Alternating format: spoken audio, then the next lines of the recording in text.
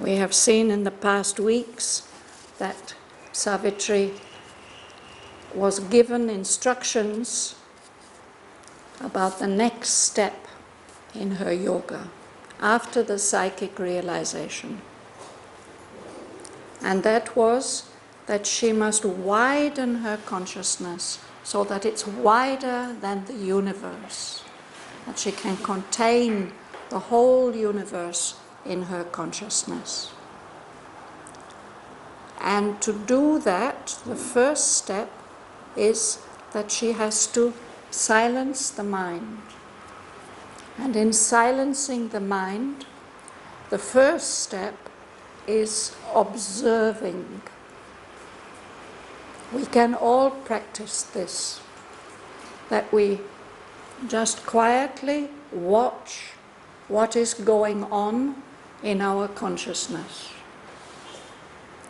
All the movements, we don't try to stop them or change them, we don't follow them, we just watch them. This is a basic Buddhist discipline. But then, having seen this, all these movements, Savitri concentrated particularly on where the thoughts come from. And she noticed that thoughts are coming from all over the place, from different parts of the body, they're coming in from outside, they're coming from high above, they're coming from deep below. And then what she does, she realizes that the peace and the silence is above the head somewhere. And she, with her will, she raises up her whole center of consciousness so that it can look at everything that is going on below. And from there, she puts a will, a strong will for silence. And then we saw that there are several stages of silence. I think 4. First of all, because of this will, strong will, everything grows quiet, but now and then little thoughts come, and they come like quiet waves upon a silent sea, or ripples on a pond when somebody drops a stone in. It's as if this factory mind, this surface mind which manufactures thoughts all the time, this has stopped working.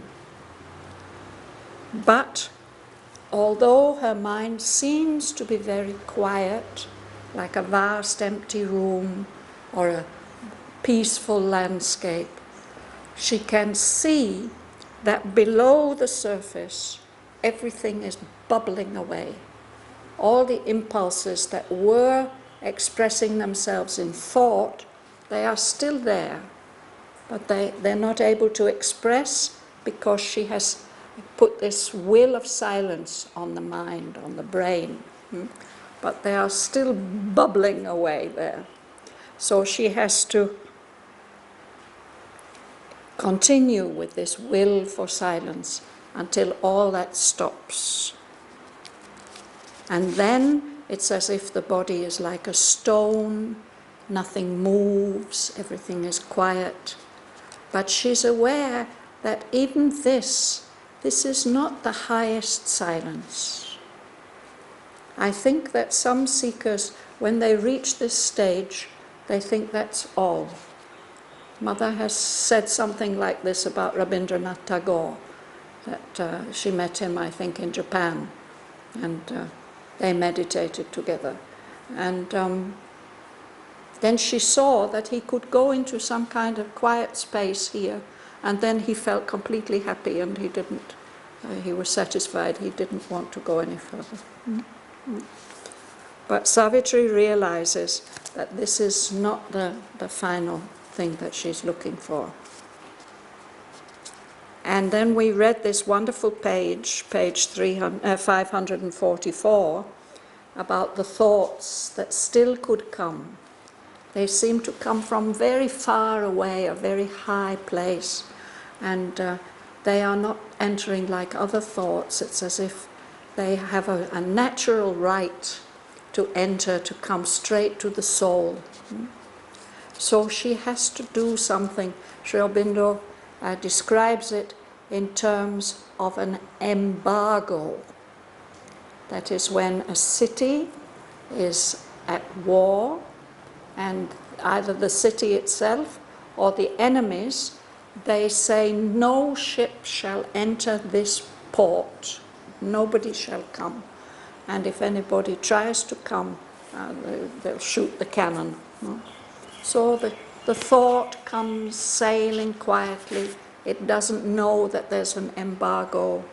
It doesn't know it's coming to its accustomed place. But then it meets this wall of force and sinks.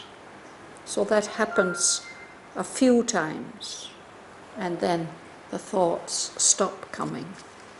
So the final state we read about was, then all grew still. Last 3 lines on page 544. Then all grew still. Nothing moved anymore. Immobile, self-wrapped, timeless, solitary, a silent spirit pervaded silent space. So I'm going to read on from there.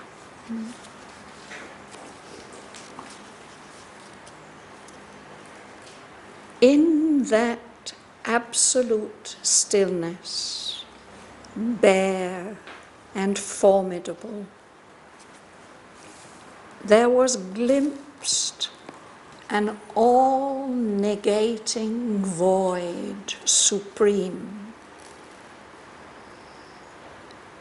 that claimed its mystic nihil's sovereign right to cancel nature and deny the soul. Even the nude sense of self grew pale and thin, impersonal, signless, featureless, void of forms, a blank, pure consciousness had replaced the mind. Her spirit seemed the substance of a name, the world a pictured symbol drawn on self, a dream of images, a dream of sounds, build up the semblance of a universe, or lent to spirit the appearance of a world.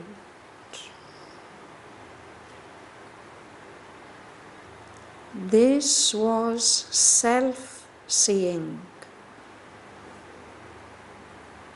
In that intolerant hush, no notion and no concept could take shape. There was no sense to frame the figure of things. A sheer self-sight was there. No thought arose.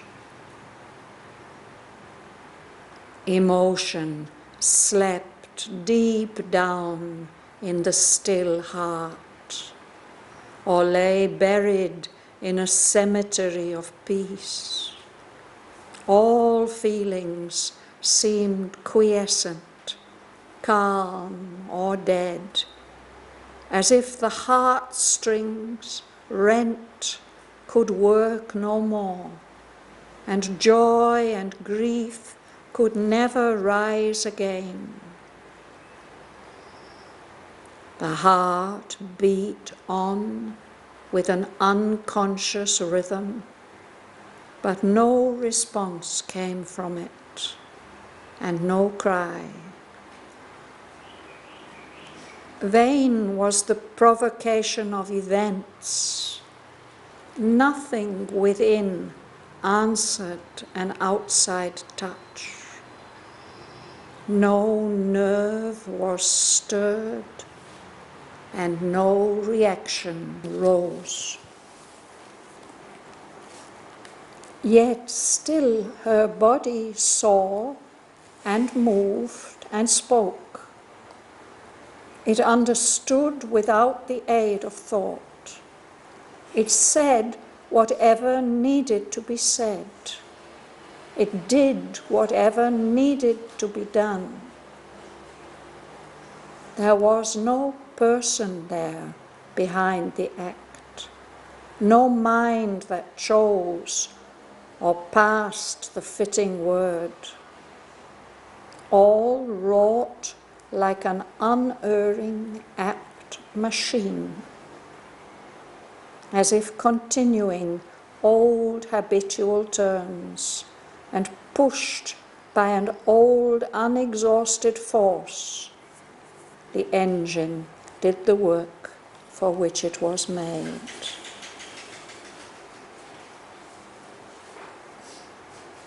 Her consciousness looked on and took no part. All it upheld, in nothing had a share. There was no strong initiator will. An incoherence crossing a firm void slipped into an order of related chance. A pure perception was the only power that stood behind her action and her sight. If that retired, all objects would be extinct. Her private universe would cease to be. The house she had built with bricks of thought and sense, in the beginning, after the birth of space.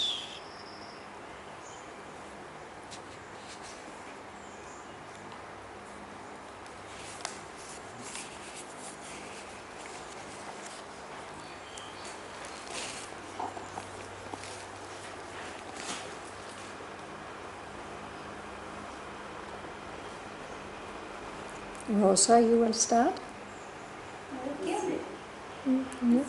Yes. In that absolute stillness bare and formidable, there was glimpse and all negation. All negating. A void supreme that claimed its mystic nihil's sovereign right to cancel nature and Deny. Deny their soul. Yes.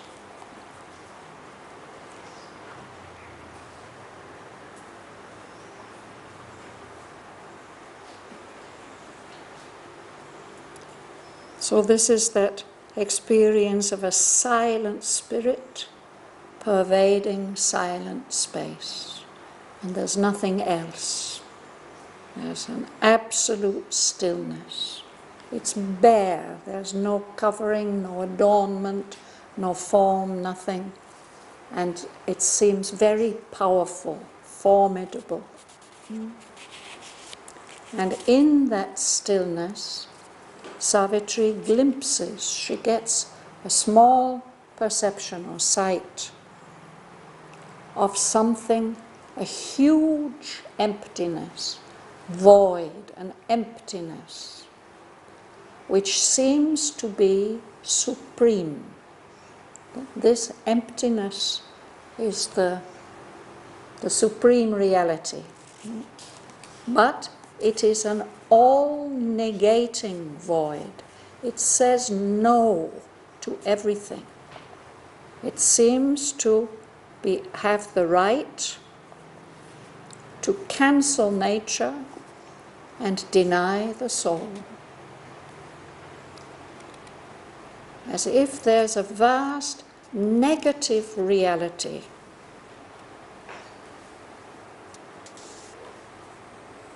which doesn't allow the existence of anything that we experience, not even the individual soul.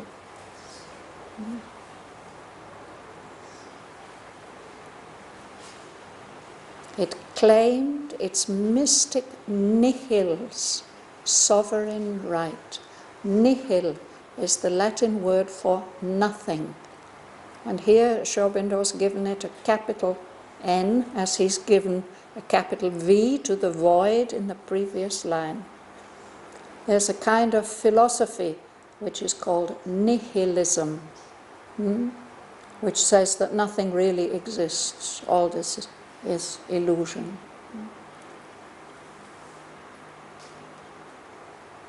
And yet this is a very powerful, convincing experience. And Aurobindo describes it in great detail. There are seekers and mystics who have had this experience, but I don't think that any of them have described it so precisely as Aurobindo has done over the next 3-4 pages.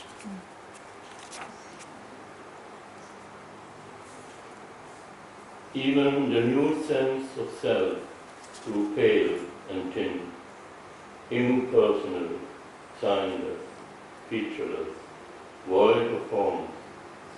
A blank view of consciousness had replaced the mind. So when everything else has melted away, still we can have a sense of our own existence. He says the nude sense of self. There's a feeling that we exist and we are experiencing something. But even that sense of her own existence grew pale and thin. Instead, there's a sense of an impersonal consciousness. Most of our experience is personal. We relate it to ourselves, and we can relate ourselves to other persons. And even when we think about the divine, often we think of the divine in a personal form, and we will relate to Mother or Aurobindo or Sri Krishna, or even if we don't give a name, we will have the feeling that there is someone to whom we can turn. But one can also have the sense that the supreme reality is impersonal. That it's signless. It doesn't make any sign. It doesn't communicate in any way. It's featureless. Doesn't have any face or any qualities. It doesn't allow any forms to exist in it. It's void of forms, empty of all form. This is a blank page, has nothing written on it. Or somebody gives you a blank look, they don't seem to be understanding anything. A blank, pure consciousness had replaced the mind.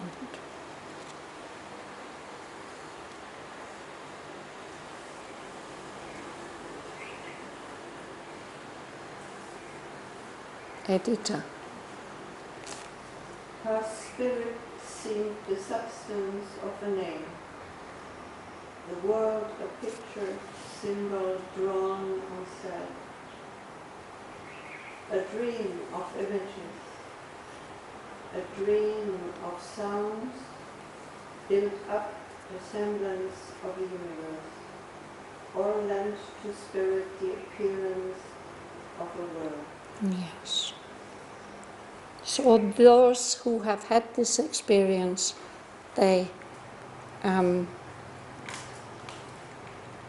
have spoken about this sense of unreality, even the unreality of the person who's having the experience. So Savitri feels like that. What she thinks of as her essential self, her spirit, it just seems to be the substance or the content of a name, Savitri. No, there doesn't seem to be anything more than that. And the world, she's still aware of the world, but it seems only to be a kind of picture or painting, something, a pictured symbol, not the thing itself, but just a sign for something that's drawn on self, on her own consciousness.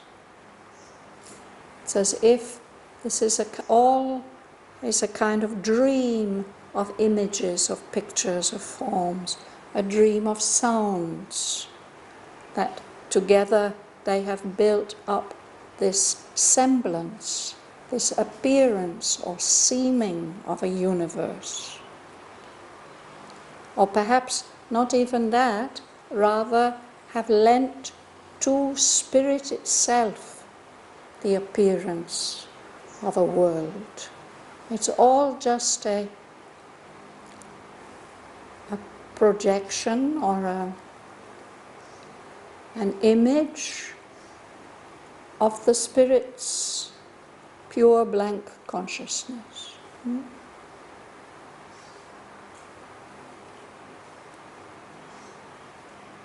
He's trying to help us to imagine at least something which we can't really imagine. You have to experience it. But he's trying to give us a contact with what that experience might be like. And he could do that because he'd had the experience, so he can describe it. Dhanalakshmi. The world isn't the outside world apart from Savitri, pictured as. Sorry? The world here means the world means the universe, the perceptible universe. Yeah?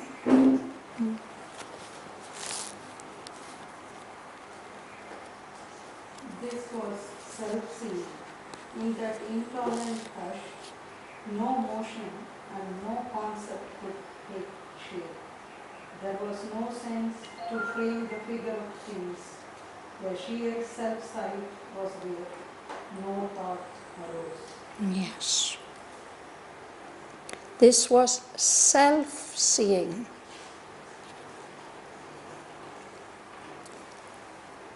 We might not realize it, but everything that we experience indirectly.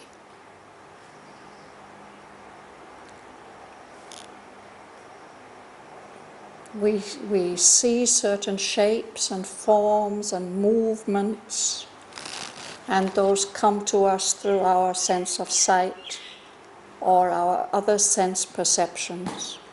And then they get translated in our brain. And the sense mind takes that data that comes in and it interprets itself to our understanding. And that interpretation may change depending on our mood or our state or our condition. But Aurobindo is telling us that there's a faculty of direct perception, of self-seeing. There's nothing in between. It is a direct perception. Later on he says a pure perception. So there's this absolute silence and stillness. in that hush which doesn't allow anything else to exist. It's intolerant. No notion, no concept. That's what our minds do. They form notions or concepts or ideas. But in that self-seeing, no such thing, no concepts, no notions could take shape. And there was no kind of sense. The senses, the sense mind was not there to receive the sense impressions and to interpret the sense impressions.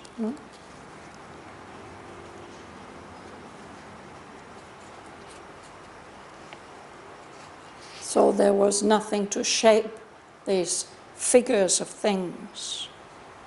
It's just this sheer, difficult, something that is just purely itself. Self-sight was there. This has nothing to do with mind and thinking. No thought arose. It's a direct perception of some kind. You'd read? Emotions slept deep down in the still heart, or lay buried in a cemetery of peace. All feelings seemed quiescent, calm or dead, as if the heartstrings rent could work no more. And joy and grief could never rise again. So that's the feeling that she has, that all emotions have fallen asleep, deep down somewhere in this silent heart. Or else they are dead and buried in a cemetery of peace. A cemetery is where we dispose of dead bodies. A cemetery of peace. They can't move anymore. So all the feelings, sensations, emotions seemed quiescent, absolutely still, unmoving, calm, or dead.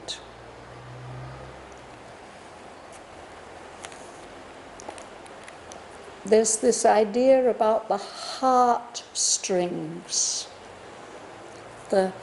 all the threads by which the heart is attached to people and things around. And Aurobindo often speaks of these heart strings as forming a kind of musical instrument, so that if there's some movement somewhere, the strings will resonate and some feeling will come. But here he says they were rent, they're torn, broken, they're not working anymore, the heartstrings. They can't work anymore. So these feelings of joy and grief can never happen ever again. It's finished. The heartstrings have been cut or torn. But it doesn't mean that the heart has stopped completely, Lila. The heart beat on with an unconscious breathing, but no response came from it and no cry.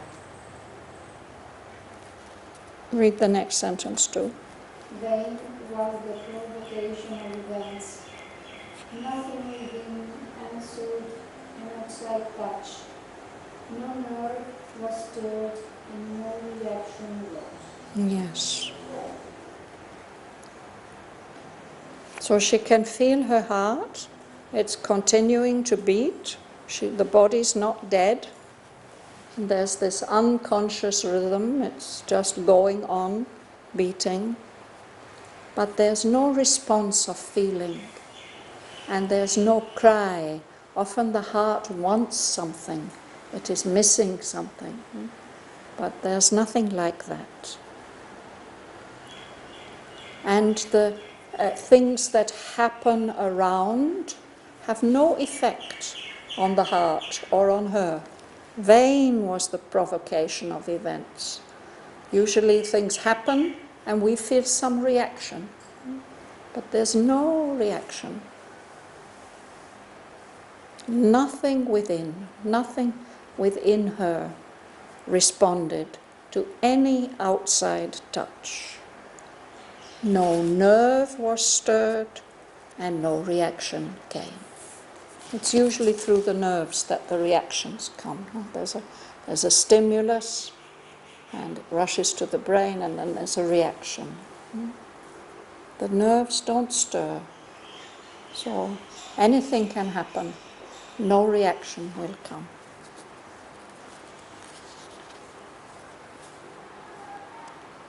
Gumsun. Yet still for body saw and moved and spoke. It understood without the aid of its words. It said whatever needed to be said. It did whatever needed to be done. So this is a remarkable thing, that one can be in that state and you are not just in a coma and catatonic. No. The body goes on doing what it needs to do. So when Aurobindo had this experience, he was in the middle of the most active period of his political work. No? And he had this experience last week, I explained it. He was in the upper room of this house in Baroda with the guru, the yogi, Lele. And Aurobindo knew very well there were appointments. I think he had to give a speech in Pune or in Bombay or somewhere. So he asked Lele what is to be done. And Lele said, don't do anything. You just go and stand in front of the audience and you make namaskar and whatever needs to be said will be said. And that's what happened. And so for 6 months he went on living like that and running a couple of newspapers and moving around, and the body was doing it. The body saw and moved and spoke. It understood without the aid of thought. It said whatever needed to be said. It did whatever needed to be done. Nirvana also he wrote once like that. I'm not thinking anymore. He wrote to Nirvana. Aurobindo wrote to NIRVANA, yes. Yeah, afterwards he said that after that experience he didn't think anymore. No. After some time the mind woke up again, it could be used. He could use it as a channel to write the Life Divine, for example, or to write all those letters to the disciples. But it was not thinking. So only in that way he could do all the literary work that he did. If you had to think all that out when he was doing the Arya, no? For 6 years, every month, there was this fat publication. And it's not only that he had to write an essay on the Life Divine, an essay on synthesis of yoga, Isha Upanishad, essays on the Gita. I think 6 of the books were getting written at the same time, installment by installment, 1 a month. But he had to do all the practical work. Dhanalakshmi and I know what it is like to put together a little 60-page thing twice a year, or all the work that is involved in that. No? He was doing it every month, all by himself, in this state. That on different subjects, no? It's not on a single one, no? It's on All different topics. Different topics. Yes. And I think somewhere he's even said, if I went on for 70 years, 70 years with Arya, I still would not have exhausted all that knowledge. No, hardly spent, something like that. Hardly spent something. like an ocean of knowledge above, and it just could pour down in some kind of channel, focused, came onto the page. That's how it has come to us. What a blessing. Sergei.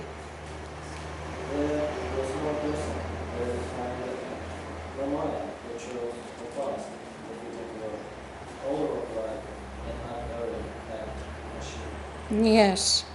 So the Gita speaks about this, no? How everything's turned on a wheel like a machine. So this is the experience of that. There's no person. It's as if Savitri herself does not exist. There's no mind that chooses, that decides what fitting word to speak. Everything just goes on by itself like a perfectly suitable machine. Apt, it means suitable. It's exactly right for the job that it needs to do. And it's unerring. It doesn't make any mistake. Everything went on working, all wrought. It means doing the work that it needs to do.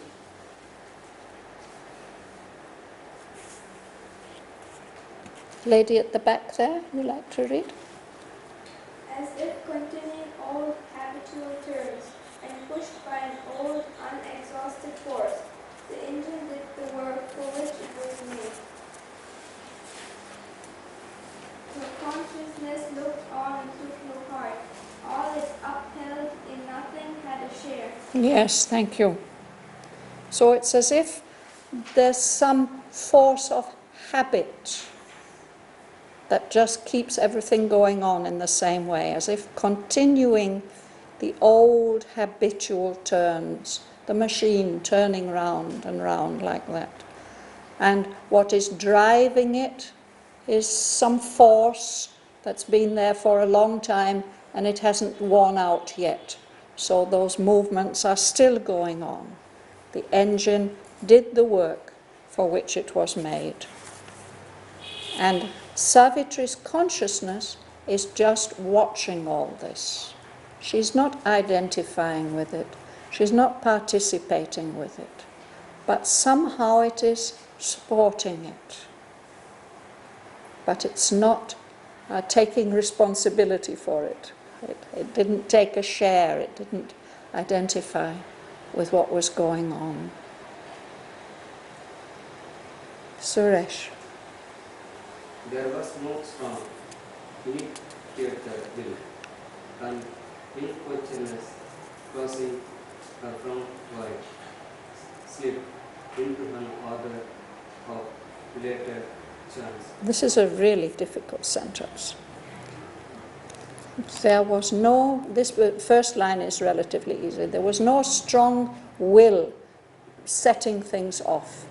Usually when we act, even when we speak, even when we think, there's something like a will that sets it off, that initiates it. But now she's not experiencing anything like that. What seems to be happening is that there's an incoherence crossing a firm void. Incoherence. Coherence means when everything is connected and fits together in an orderly way. Incoherence, it's just unpredictable, by chance. Things are not connected. This incoherence of movement, of perception, this movement of the machine. It seems to be crossing an emptiness. And yet there's something firm about that emptiness that allows the movement to continue, or to cross, the incoherence to cross. And then this incoherence seems by itself, as if accidentally, to slip into an order, a chance order, an order of related chance happenings. This is how I can understand the words, but I can't really imagine what the experience is like.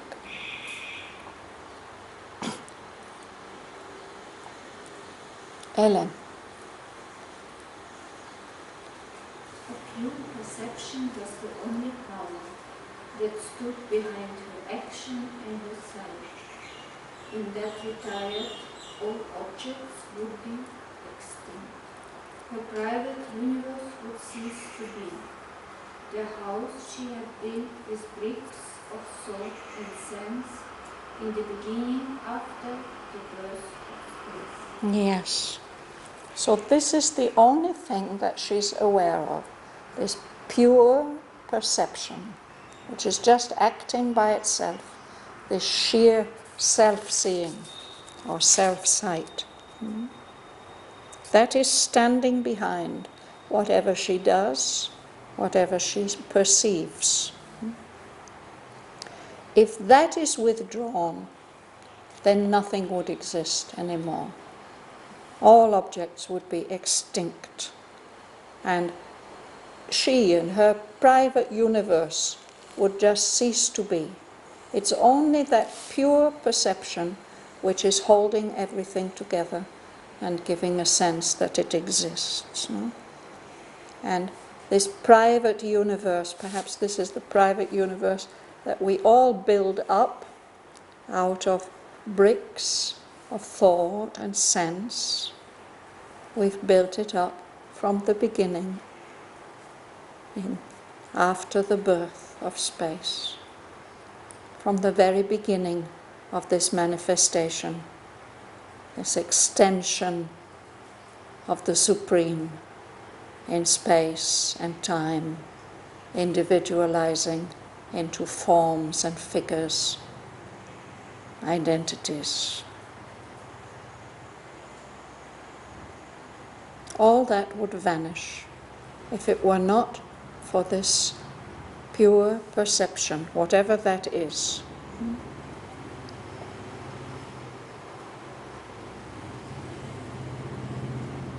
Bhavana. This seeing was identical with the seen.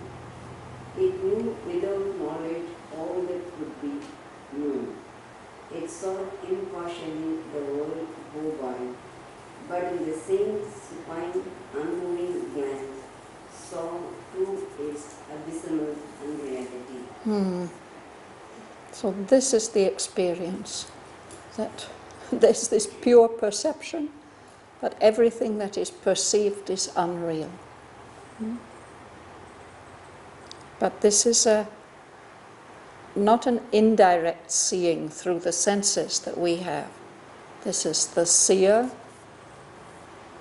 seeing, seen, all as one identity. Knowing without knowledge, without that indirect grasping apprehension that we call knowledge. It knew without knowledge all that could be known. And it sees the world, all the happenings going on in the world, impartially, without any preference or repulsion or disgust. It's watching, just observing this figure, this symbol pictures of the cosmic game. But in that, it's looking impartially. He says that supine, unmoving glance. Something that's supine, it's immobile. Without energy, without any dynamism. So it's just observing, supine, unmoving glance. It sees the whole cosmic play going on, and at the same time it sees it's as if completely unreal.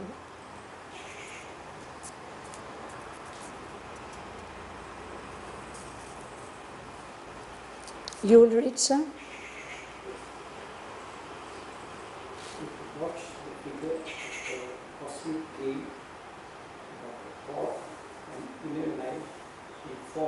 see dead, abolished by the old collapse, thought, hello, physical shell persists still.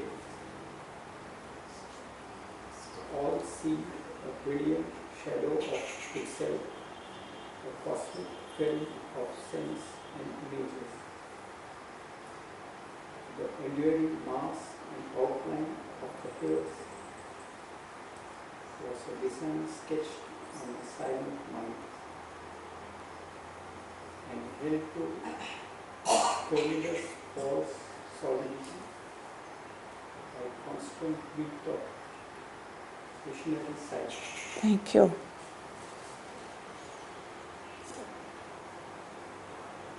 So, what Aurobindo has said about his experience at that time was that it was as if everything is completely unreal.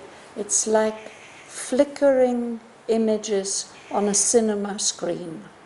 And that's a cinema screen in 1910, or 1908. There's some kind of images there, but they're unreal and insubstantial. So this is how that pure perception is seeing things. It sees all these things going on in the universe, but the thought and the inner life in all these forms seems to be dead.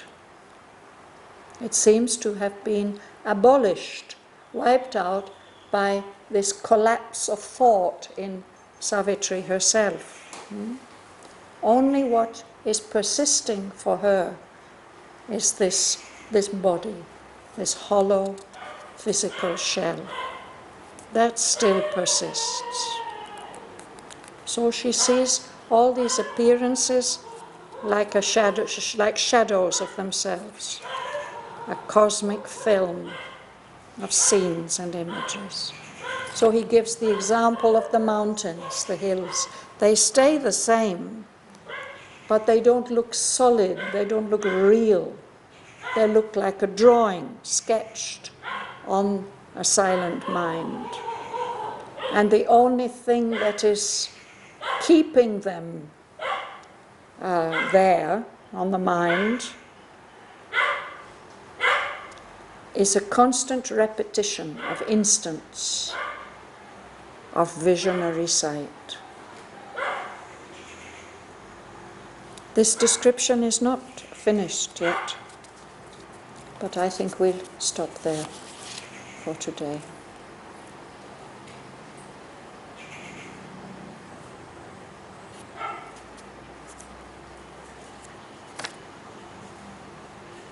Shall we read these lines from the top of page 545?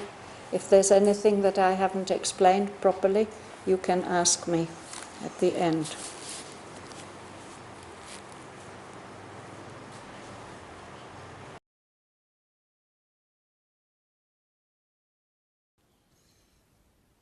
In that absolute stillness, bare and formidable, there was glimpsed an all-negating void supreme that claimed its mystic nihil sovereign right to cancel nature and deny the soul. Even the nude sense of self grew pale and thin. Impersonal, signless, featureless, void of forms, a blank, pure consciousness had replaced the mind. Her spirit seemed the substance of a name, the world a pictured symbol drawn on self, a dream of images, a dream of sounds, built up the semblance of a universe, or lent to spirit the appearance of a world.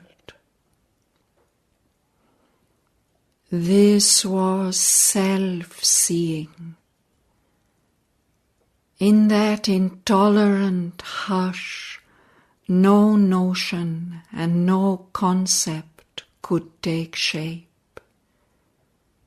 There was no sense to frame the figure of things. A sheer self-sight was there. No thought arose. Emotion slept deep down in the still heart, or lay buried in a cemetery of peace. All feelings seemed quiescent, calm, or dead, as if the heartstrings rent could work no more, and joy and grief could never rise again.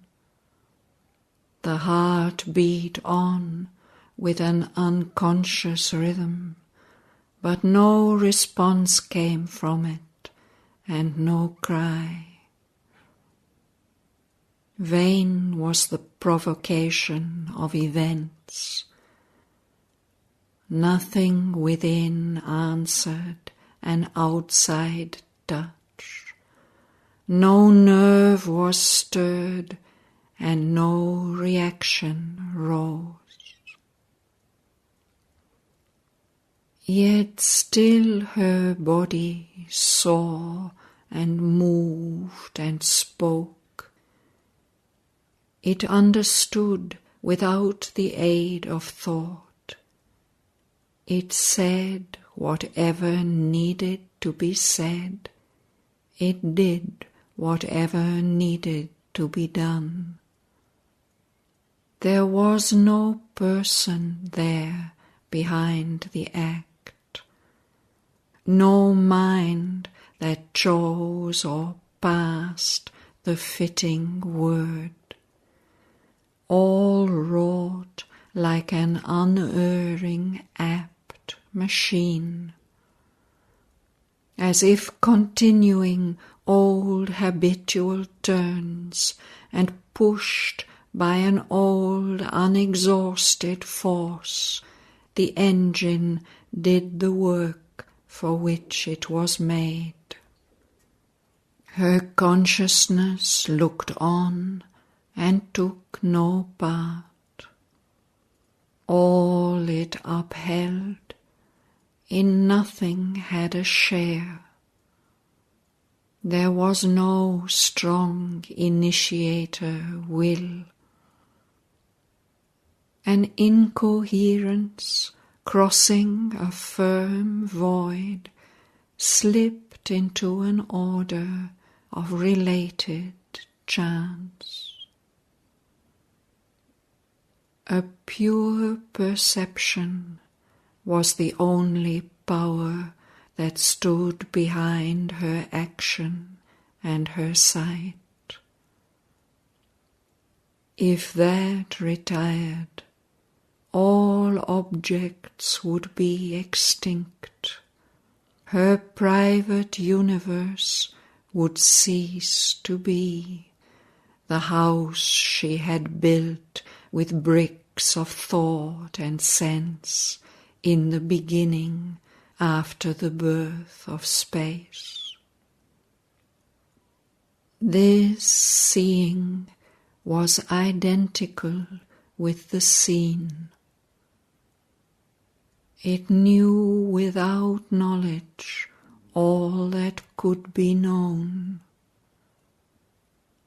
It saw impartially the world go by, but in the same supine, unmoving glance saw too its abysmal unreality. It watched the figure of the cosmic game, but the thought and inner life in forms seemed dead, abolished by her own collapse of thought. A hollow physical shell persisted still. All seemed a brilliant shadow of itself, a cosmic film of scenes and images. The enduring mass and outline of the hills was a design sketched on a silent mind and held to a tremulous false solidity by constant beats of visionary sight.